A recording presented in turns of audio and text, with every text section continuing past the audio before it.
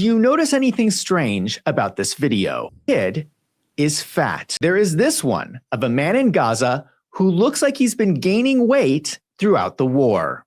You know that when you're fed really shitty food, you gain weight, right? Like when you eat nothing but rice and oil-infused shitty-ass beans, you get fat, right? Like that's why prison mates go in prison and come out fat, because they eat shitty food. There is this video of a Palestinian man standing next to aid supplies. Are my eyes deceiving me? Or is this guy fat? How about this guy? Not only is he fat, he's holding a smartphone. If this was a genocide, would we be seeing photos of fat people with smartphones? Person says they care about Americans, says they care about the truth, and has done good work. But from my personal impression, I think that this person is all about the money, because I could be wrong, right? That's another thing, is I just could be wrong. On October 13th, 2025, Trump's peace plan in the Middle East went into effect, and the remaining hostages were released from Gaza. The horrible attack that started the conflict was on October 7th, 2023. Over these last 2 years, Americans have been bombarded by messages on social media that Israel was performing a genocide in Gaza. People have repeated this phrase over and over again. I've uncovered some shocking information that suggests we've all been lied to about what is happening in Gaza. One example of people criticizing Israel is a YouTuber named Candace Owens. I have made it very clear that I disagree with Candace Owens on the topic of almost every episode. She goes on her show and says things like this. And Trump wants a Nobel Peace Prize, by the way, for the planned ethnic cleansing. Keep this in mind. She platformed him after this video came out, and he didn't take the video down. I'm going to say right now, I am 90% sure that he's taking money from... Say this. This is our never again, okay? This is a Holocaust. A Holocaust just happened. A real Holocaust just happened. We will never forget this. You need to tell your children what happened in Gaza. You need to tell them exactly who did it, exactly whose families were involved in this. And when you hear in the future somebody tell you, like, we're going to Gaza Beach for a vacation, you need to look at them like they are the absolute vermin of our society, because they are. They are. Their children will be cursed, okay? You go and you play in the sand where you know that your forefathers planned to mass murder children, you will be cursed. Every person who steps foot on that, every family that is set to inherit what they did, they will be cursed. She calls the actions of Israel a Holocaust. Those are some very strong words. I know this is a heated topic, but let me give you my opinion. If you are going to accuse a group of people of horrible crimes against humanity, you better get your facts straight. Now, I don't want to downplay the horrible things that have happened in this war. A lot of people have died on both sides. But is it accurate to claim that Israel committed a genocide? Let me show you the video that made me start to look into this. After Trump's peace deal went into effect, we have started to see a number of videos come out of Palestine, including this one. We see a young child in Gaza dancing in celebration for the peace deal. Do you notice anything strange about this video? Kid is fat. Listen to this video, dude, bro. Listen to this. Do you notice anything strange about this video? This kid is fat. Now hold on a minute.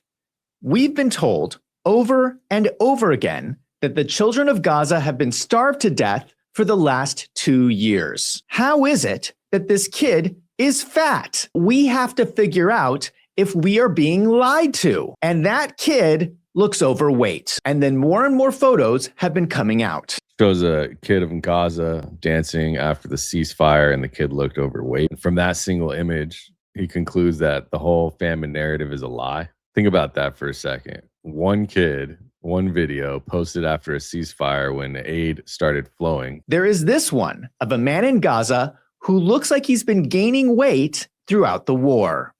You know that when you're fed really shitty food, you gain weight, right? Like when you eat nothing but rice and oil-infused shitty-ass beans, you get fat, right? Like that's why prison mates go in prison and come out fat, because they eat shitty food. There is this video of a Palestinian man standing next to aid supplies. Are my eyes deceiving me? Or is this guy fat? How about this guy? Not only is he fat, He's holding a smartphone. I think someone is lying to us. Why do the photos from Gaza look so different from what people are telling us is happening? Let me show you what a Holocaust actually looks like. I mean, there's so much. There's letters signed by healthcare workers. There's journalism companies that have shown. The thing he doesn't tell you is that the IPC, Integrated Food Security Phase Classification, which is the global gold standard for measuring famine, reported that 100% of Gaza's population is experiencing acute food insecurity. That's not a talking point. That's a verified international metric. It's 100%. But sure, he saw a guy with a smartphone, case closed, right?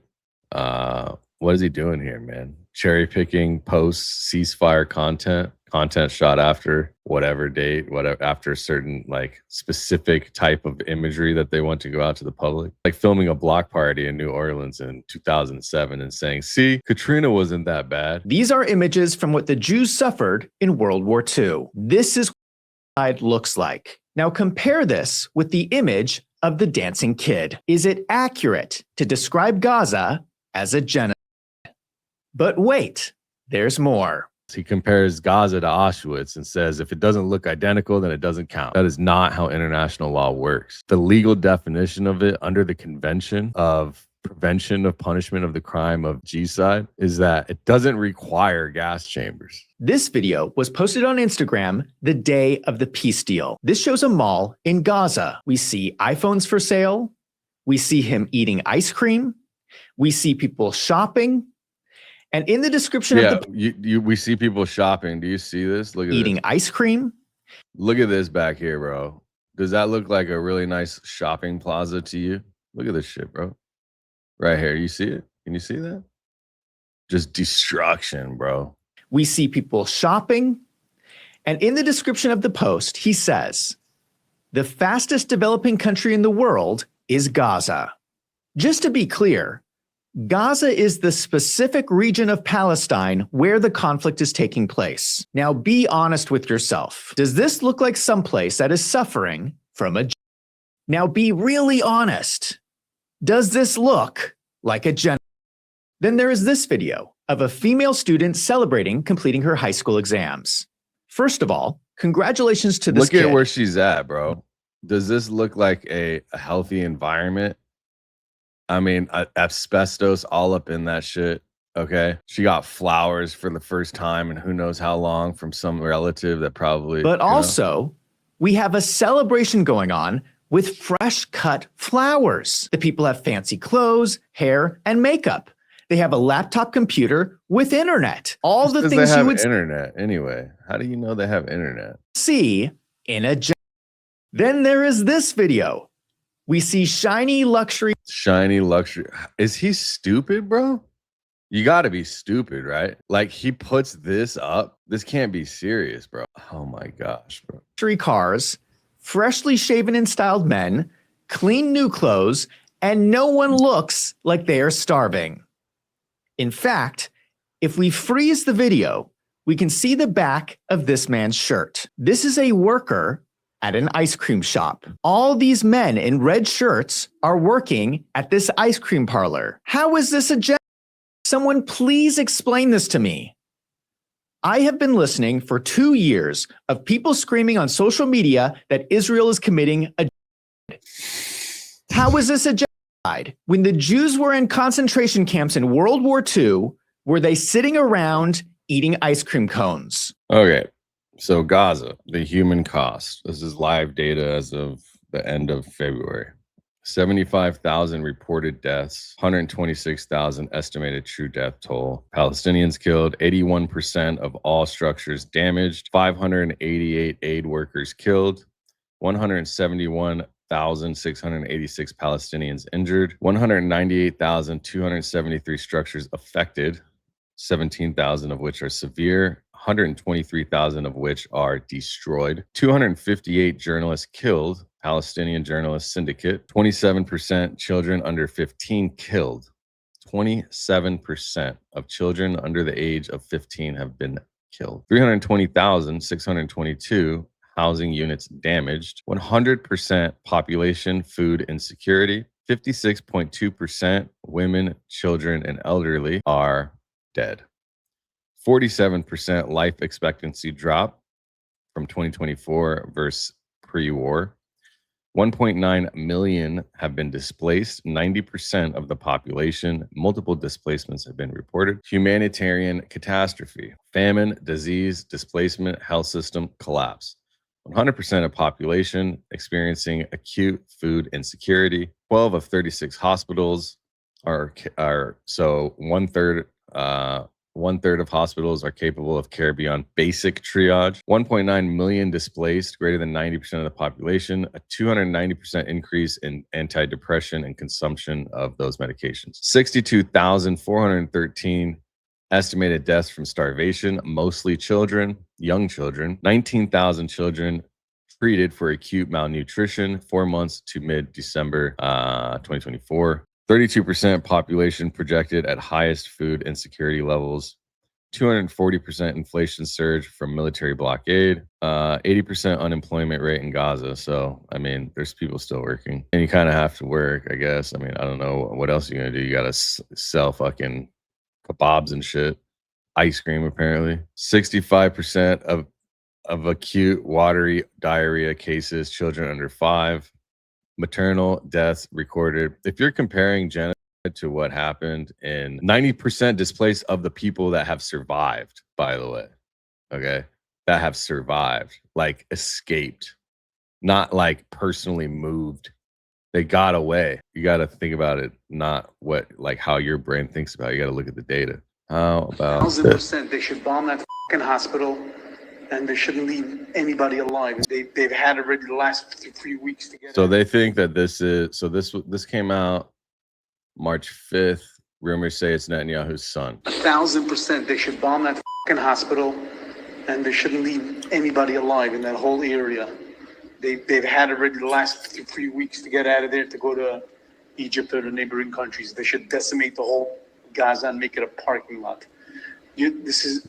You hear that? A time of war. King Solomon said this is a time of war. You're not targeting civilians, but it's not your job to calculate collateral damage according to Halacha and the Talmud and Maimonides. This is not even a war of obligation. This is a war of revenge. It's a whole separate category in Halacha. And it's a war of revenge. This is a war of obligations. This is not even a war of obligation. This is a war of revenge. It's a whole separate category in Halacha. And they want to around and find out. Well, they'll find out through us that we have no obligation to keep anybody alive that's in the line of fire. And collateral damage is not something we calculate. And if the world wants to play a moral police or ethical police all of a sudden, then maybe they should have done so before this all started. Oh, is that right? Is that right? If the world wants to play a moral police or ethical police all of a sudden, then maybe they should have done so before this all started. Okay. So you can believe me or not, bro. I mean, this is how they talk. It seems to me that a lot of the rhetoric around Gaza has not been about the facts. It seems to me like a lot of it is based on lies, which begs the question, has this all been a psyop about politics, money, and power? It seems like this is another leftist strategy to separate people into. You're telling me that the whole world is opposing what they're doing over there against that state, Boston against Gaza. And all the people that have all the money and power are the ones in favor of the ones doing the destruction. As much as they've tried to suppress the information that's come out, that tells me that there's a lot more people talking about this that are not money and power, because it's the truth. It doesn't matter what the facts are, because the oppressed become victims who can get away with anything. What this is. Okay. And that goes to show you that they've used their history and what happened in whatever, and back then, the cost of H. They're still using it to attack the world today. They still say it every day. really about is the ongoing battle against truth. If people in power can get you to buy into this idea of oppressor and oppressed, they can use that to avoid accountability for anything. If you accuse them of anything, they will just say, what about the genocide in Gaza? We have heard it again and again and again for the last 2 years. It's a deflection to avoid accountability. So before you go around talking about the in Gaza, you better have the facts. So this is the current state, or actually, I don't know how long ago this was. It's home to 2.3 million people, bears little resemblance to what it was a year ago. The attacks have reduced entire neighborhoods to rubble, erased centuries-old mosques, churches, destroyed vital agriculture. 141 square miles, so immense that many residents cannot return home. That's why they escaped or left or whatever, and likely won't be able to for the foreseeable future. So this was before. This is great. Here, check this out. Before, after, which one is it? Before, after. That was in November of 2023. Look at this. Imagine that happened here.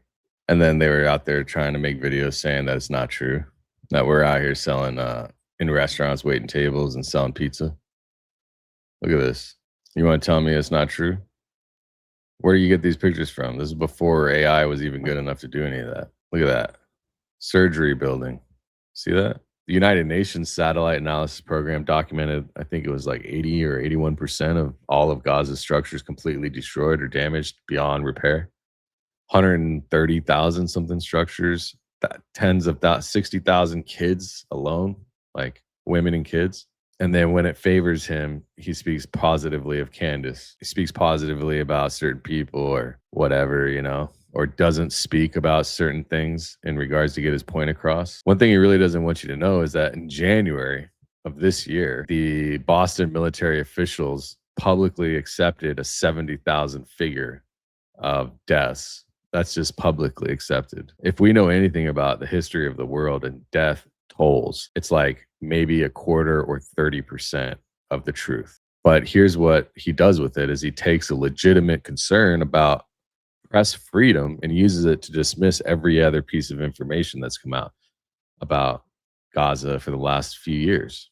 Every hospital count, every satellite imagery, every peer-reviewed study, every UNRWA report, every UN investigation, all of it. That's not critical thinking. That's using one data point to build a wall around your existing conclusion. That's confirmation bias dressed up as journalism. Accusing Candace of whataboutism from bringing up Nigeria, but what about his entire video is whataboutism. What about the fat kid? What about the mall? What about the ice cream shop? What about the Holocaust? Does it look like that? That's what he says. If someone's going to tell you that the entire world, the United Nations, the Lancet, Doctors Without Borders, the Max Plancks, the Amnesty International laws, the International Court of Justice, and even the military themselves in Boston are wrong, that's the proof that he's going to use an Instagram video of an ice cream shop. You need to ask yourself who is actually lying to you. I'm not going to lie to you. I'll put it all on the line.